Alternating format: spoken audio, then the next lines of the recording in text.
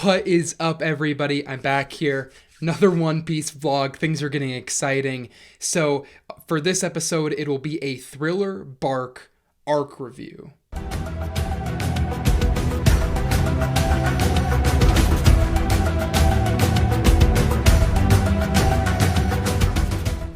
I figured today I would just go into a Thriller Bark arc review versus doing any other types of videos. I know Water 7 I had the breakdown of Luffy and Usopp, and then I had Robin's character breakdown before the arc review, but since this was a smaller arc with only like 6 volumes, I figured that I would just go and dive into my review of it. And to preface, even though I keep calling it the Thriller Bark arc, I know that it is the Thriller Bark saga, and it's like the 5th saga before the time skip, but I'll just be calling it arc or saga, kind of bouncing around both for this video. But I figured since it was only just a little bit shorter that I could easily jump into a review of it. So jumping into the Thriller Bark review, the first place you have to start is Brooke. Brooke, I knew Brooke was going to be joining the crew. I knew that was going to happen, but I didn't realize how funny Brooke was, and his introduction is hilarious. The immediate when Luffy shows up and he's like, hey, why don't you join the crew? And everyone else is like, what? What are you doing? And Brooke's like, sure. And even though he doesn't join the crew right then, it does take a little bit of time. That was so funny. And another great example, and a thread through this arc that I think is perfect, is the humor. And just, even though it doesn't have the epic kind of plot significance and grand scale that specifically Alabasta, Skypiea, and Water 7 had, it just is like, feels like a great time to enjoy some of the world building of Oda and to enjoy just being with the crew, because the whole crew is, at least, even though they're split up into 2 groups, which is funny when they first arrive, that the three characters who are not that good at fighting are in a group, and then everybody else and is in the other group, which is hilarious. And it shows the difference. Like when they first get on the island, Nami, Usopp, and Chopper are just like freaking out, and then when Luffy and the rest of them show up, they're just like having a grand time, because they're not threatened at all by any of the zombies on the island, while Usopp, Nami, and Chopper really are threatened by them. Their strength they can't just easily walk in and beat up anybody that they want. But back to Brooke for just a second. Brooke, I think, fits another layer. You know, I've talked about this with Frankie. Frankie fits the crew so well, and he's a perfect personality to bounce off of everyone in the crew. And Brooke feels like he's the perfect person for Luffy to hang out with. Like, he just goes along with Luffy's crazy ideas, and immediately he's like, sure, I'll join the crew. And his humor fits in perfectly with Luffy. And the other piece of Brooke that I was not expecting, and that kind of blew my mind, is his backstory. Brooke's backstory is really sad, like every single backstory of basically every character in One Piece. But specifically Laboon. I did not think anyone was going to mention Laboon. Laboon is the best whale out there. You can't at me there. He's the best whale in existence. And the fact that Oda, this story is so long and it brings it back together. And I think this is another point in the story where we're starting to get payoffs for so much of what happened kind of at the East Blue in the beginning of Alabasta. And you see that with Laboon, and that just brings me to tears. And I love Laboon so much. And I can't wait for the day that Brooke and Laboon, they finally meet again. I am very excited to get to that point in the story. But it was really, really cool to see Laboon. I love Laboon so much. It was cool to see him back in the story and have a connection with Brooke, which made me just like Brooke way more. And his story obviously is really sad with his whole crew getting slaughtered, but yet Oda still finds a lot of humor in it with like the 45-degree angle joke, you know, and the fact that he couldn't find his body after he died, and that's why he's a skeleton. So there's a lot of humor in it, but it's all reinforcing the emotional moment with him and Laboon, and then later in his fight where he's fighting the great swordsman from Wano, who's a zombie now.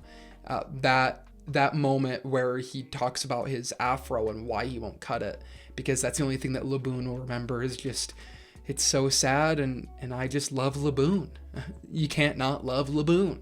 And then taking kind of a view back at the arc as a whole, it's just a nice opportunity, like I said, to hang out with the crew members. I really enjoyed kind of the humor of it. I really just enjoyed everything about the arc. And I really liked Moria specifically as a warlord. It's another cool opportunity to introduce someone who seemingly has a lot of power in this world, or at least has a high ranking currently.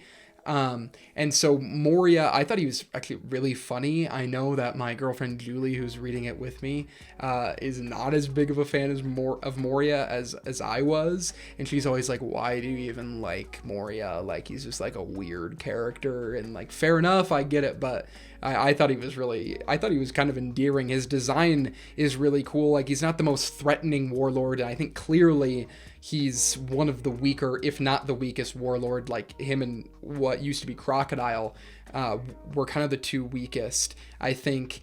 And even though I haven't really met a lot of the other ones, I know about Flamingo, and of course Mihawk is insane, and I can't wait to see more of Mihawk. But I really liked Moria. I think his design worked well as someone who was intimidating, but at the same time, you weren't really that scared of him, because even though he is a warlord, he doesn't seem like he's this insane, even compared to Rob Lucci, I would say, or even Crocodile's more intimidating than Moria's. But I thought it was a nice change of pace to have a villain that is just really unique. His power, his shadow power, I thought was really cool, and it just kind of was a nice break away from the 3 back-to-back bigger arcs that we got, specifically Water 7 and Alabasta. And the more that I kind of think about Thriller Bark, I think, thinking back to the end of Water 7, I remember thinking that the time skip could have almost happened right there.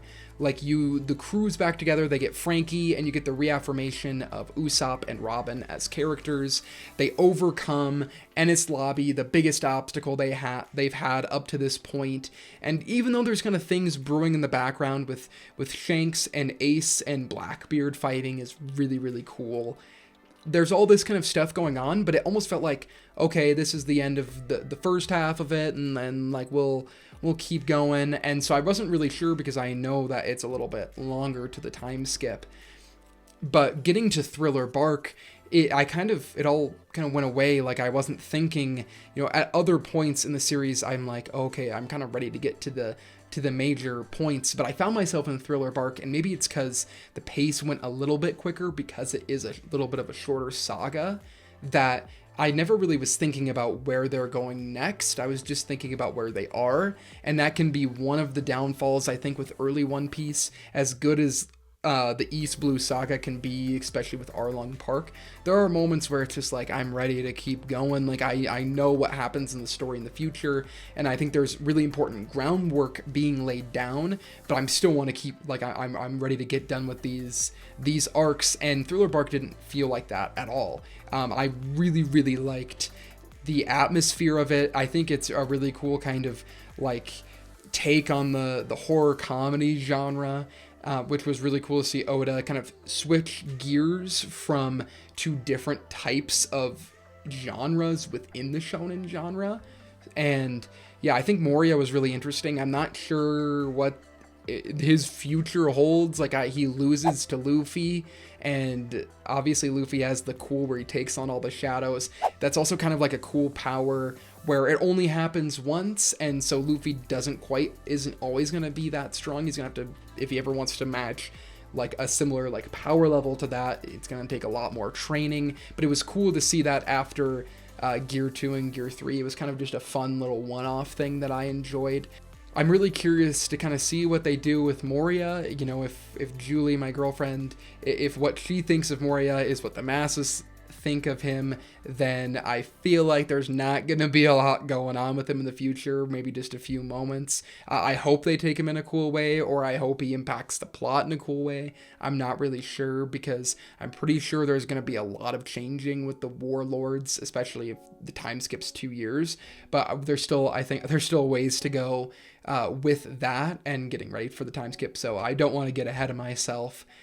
but also taking a look at the humor, because I've talked about that a few times. There's one moment in the arc where I think it captures Luffy as a person perfectly. And it is exactly why I love Luffy as a protagonist. And I think it's such an important reason why, even though he hasn't gone through huge developments in his character, just very kind of a small progression, I think that we've seen up to this point, it's the humor of Luffy, and it's perfectly shown in this panel right here where Luffy, a zombie comes out of the ground and he just pushes it back in, and the zombie's like, what are you doing? Like, I'm a zombie, why are you just shoving me back in the ground?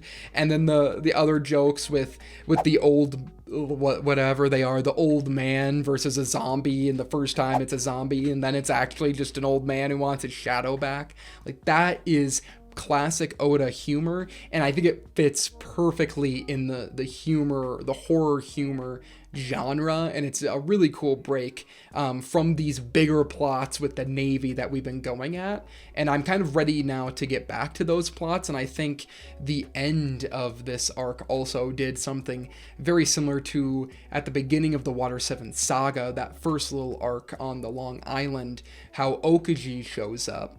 Well, at the end of Thriller Bark, even worse, you have Kuma who shows up. He's another warlord I'm really interested in, because I just don't know anything about him. I don't know if I should like him or not. Like, I know that he's still in the story a long time forward because of I bought volume 90 because I really liked the cover of it, and it was kind of like, I can't wait to read this. And I was looking at it when I was messing with my new setup, the new setup's coming along, but we'll talk about that more in a little bit. But behind me, there's a picture of Kuma on it. So I don't know what to think of Kuma. Obviously, he seems like he's like a hardcore villain, but he also, at the end, what he did with taking off Luffy's like everything that Luffy had gone through and giving it to Zoro, and Zoro surviving it, not only is that moment just awesome mainly for Zoro, it is cool that everything that Sanji does around it, I am just a big Sanji fan, but everything that Zoro does and just taking on it and just being like, yeah, nothing happened, just let's not talk about it, it shows that how much faith Zoro and Sanji and really everyone else has in Luffy, and how much they'll do for each other, and that this crew is like, it's like they're siblings, it's like they're a family. And that's another moment that is badass for Zoro, and just another reinforces how awesome Zoro is, but also really shows the camaraderie between the Straw Hats. And Kuma, I don't know what's going on with him. I think you can tell that there's something happening, and I'm very excited to kind of see what it is. And Kuma, I don't know what to think about him, so I'm sure there'll be more of him in the next, right before we get to the time skip. So I'll definitely be talking about that, because I'm mixed on what I think of him, and I just want to know more about him. I think he has a really cool design as well. I love the height of him and Moria, like they're just giants, and I think it's really cool for a warlord. Like, even if Moria looks like a loser or just looks like a weird guy, the fact that he's this big just gives you some kind of terror. And it's the same thing with Kuma, except he just was like, oh, where's your dream vacation? Oh, where is it? Oh, well, I'll send you there, or maybe I won't. Maybe I'll just kill you. I don't know. So that was kind of weird, and I'm excited to read more about that. And so if I had to give, in my Water 7 review, I gave my first score where I kind of gave Water 7 a 9 out of 10, and then I talked about how I think Alabasta and Skypiea are like 8.5 8s out of 10, and I'll probably do at the end of the time skip a whole episode ranking all of the sagas and all of my favorite arcs, just so I can kind of look back on it before we move forward a few years later. But if I had to give a rank right now to Thriller Bark, I think it did its job perfectly. And even though I don't think it was the strongest one, because it just doesn't have that grand long-term storytelling that is so iconic with One Piece and so rewarding with One Piece, but it also paid off former arcs a little bit, especially with Laboon. I can't get over Laboon. Laboon's awesome. But I'd probably give it like a 7.5 out of 10. It definitely could go up when I think about it in the future. And depending on what it leads into next, I kind of have the full view of Alabasta and Skypiea, and I'm starting to get it more of Water 7. I don't have the full view of Thriller Bark, so that could either lower it or raise it. I really enjoyed it. And also, it's also on One Piece scale. Like a 7.5 on a One Piece scale, like easily this Thriller Bark arc, I think, is better than literally everything in My Hero Academia and everything I've seen of Black Clover. So let's get some people triggered in the comments. But so it is something I've thought about, like the worst One Piece arcs are like as good as the best arcs in other shonen. So I really think Thriller Bark is good in the context of One Piece right now. A 7.5 out of 10, I think, is a good score for it because it doesn't have kind of that grand story, but on the other hand, it doesn't really need it. So I really enjoyed Thriller Bark, and let me know what you guys think about it. Kind of where does it rank in your hierarchy of sagas out of the first 6 sagas? That's the 5th one, and so I'm starting to read more into, I think, the War arc, and I know a few things about it. I'm very excited to be reading it. I just can't wait, to be honest with you, to jump into this big arc. I've kind of heard things about it for years, but I don't really know that much about it, except for what happens with one character, but we'll talk about that in a few episodes. And hopefully let me know what you guys think of the new setup. I know it's pretty raw. I didn't have like any of it done last week. That's why it was more of a video essay. I'm trying to fill out kind of the shelves behind me, and the lighting back there has got to get better, so I'll be working on that. I definitely want to start getting some figurines. Like, how cool would it be if I got like everyone who was a warlord, so like Crocodile, like figures of all of them? That'd be so expensive, but it would be so cool. So I want to start getting some figures and kind of decking out this background to make it look a little bit better. But I think it's getting there.